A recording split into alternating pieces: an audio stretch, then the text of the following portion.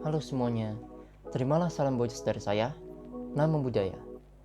Jadi hari ini saya ingin sharing dan menjelaskan sedikit mengenai satu kata yang mungkin kalian semua sudah tahu, yaitu mengenai kebijaksanaan, atau dalam istilah Buddhis kita menyebutnya dengan istilah panya. Banyak orang-orang yang berpikir kalau kebijaksanaan itu hanya bisa diperoleh oleh orang-orang yang jenius, terpilih, ataupun orang-orang yang memiliki pengalaman baik dari segi usia maupun keilmuannya. Tapi sebenarnya kebijaksanaan itu bukan sesuatu keistimewaan yang hanya bisa didapatkan dari orang-orang tertentu saja. Namun kita sendiri juga bisa kok mempraktikkan dan mengembangkan kebijaksanaan ini tidak hanya dalam situasi tertentu, tapi juga dalam kehidupan sehari-hari kita. Namun sebelum itu, kita harus mengetahui terlebih dahulu mengenai apa sih arti sebenarnya dari kebijaksanaan itu. Yuk kita telusuri bersama. Jadi, kebijaksanaan atau panya adalah kepandaian dalam menggunakan akal budi untuk memahami suatu kebenaran secara penuh dan tepat, atau pada saat kita sedang menghadapi sebuah kesulitan. Kebijaksanaan terdiri dari 3 jenis. Yang pertama adalah kebijaksanaan yang dapat kita peroleh melalui pemikiran. Itu contohnya seperti pada saat kita sedang merenungkan sesuatu yang telah kita lihat atau dengar. Kemudian yang kedua adalah kebijaksanaan dapat kita peroleh melalui belajar. Itu contohnya seperti membaca buku ilmu pengetahuan atau pada saat kita sedang mendengarkan penjelasan guru pada saat di sekolah. Kemudian yang terakhir itu adalah kebijaksanaan dapat kita peroleh melalui pengembangan batin. Itu contohnya seperti kita melakukan meditasi atau pemusatan pikiran. Jadi bisa kita lihat di sini kalau kebijaksanaan itu tidak hanya dikaitkan dengan belajar dan belajar saja, tapi juga bisa diperoleh melalui aspek lain. Selanjutnya kita akan membahas mengenai kebijaksanaan aktif dan reflektif. Jadi kebenaran itu tidak bisa kita pandang dan juga bisa kita pandang saja. Bisa saja sesuatu yang kita anggap benar dan sesuai di suatu daerah dapat dicap sebagai sesuatu yang salah di daerah lain. Contohnya seperti budaya, jadi jika hal seperti ini terjadi, itu bisa menimbulkan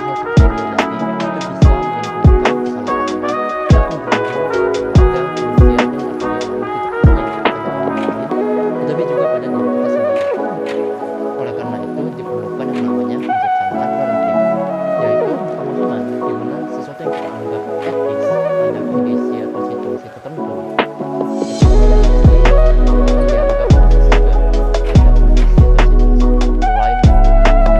Kemudian ada yang namanya kebijaksanaan mutlak, yaitu pemahaman di mana sesuatu yang sudah pasti tidak ada benar atau salah secara universal akan muncul. Contohnya itu seperti tahu matahari terbit dari timur, air mendidih pada suhu 1 derajat celcius, dan lain-lain. Jadi kita itu perlu dan harus senantiasa mengetahui kebijaksanaan seperti apa yang harus kita terapkan pada situasi tertentu. Dalam mengembangkan dan mengetahui lebih dalam mengenai kebijaksanaan akan mengarahkan kita ke jalan yang lebih baik juga. Jika kita melakukan hal ini dengan keagamaan, jika kita memiliki kebijaksanaan, kita pasti akan merasa dan tahu, oh, setiap hal yang saya lakukan pasti akan ada konsekuensinya. Jika saya membunuh orang atau mencuri, saya pasti akan masuk penjara.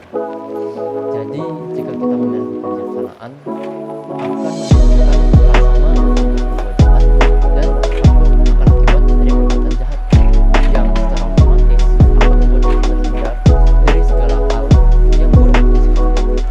Ada pepatah yang mengatakan, jika kita hanya memiliki keyakinan tanpa adanya kebijaksanaan, kita akan cenderung menjadi lebih mudah percaya dalam segala hal. Walaupun kita adalah jalan sesat atau jalan yang salah, kita akan menjadi lebih mudah terjerumus ke dalam apa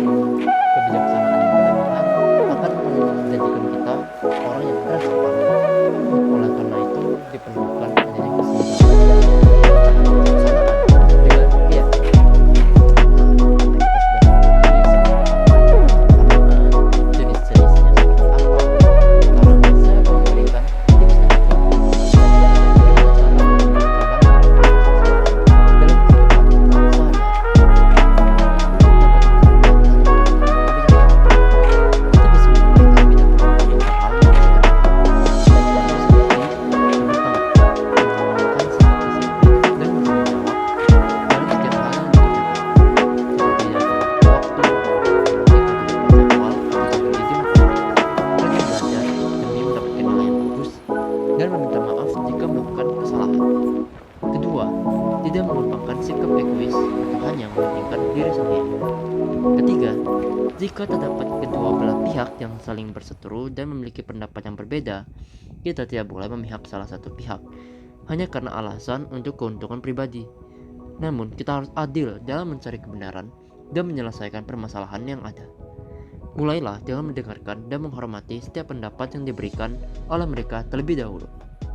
Dan mungkin ini yang paling umum dan sering kita dengar, yaitu selalu berpikir sebelum bertindak. Kita harus selalu waspada dan memikirkan konsekuensi yang dapat terjadi ke depannya. Apakah hal yang kita lakukan akan berakibat baik atau malah sebaliknya? Mungkin tanpa kita sadari, hal-hal yang sudah disebutkan tadi sering terjadi dan ada di sekitar kita. Jika kita terus mengembangkan sikap dan sifat yang baik dan positif dalam setiap kejadian dan kegiatan sehari-hari, kita pasti bisa mempraktikkan dan memiliki kebijaksanaan yang kuat secara perlahan-lahan. Jadi penerapan kebijaksanaan itu tidak hanya tentang memiliki pengetahuan, tapi juga menggabungkannya dengan sikap dan keterampilan secara tepat dalam waktu yang juga tepat pula.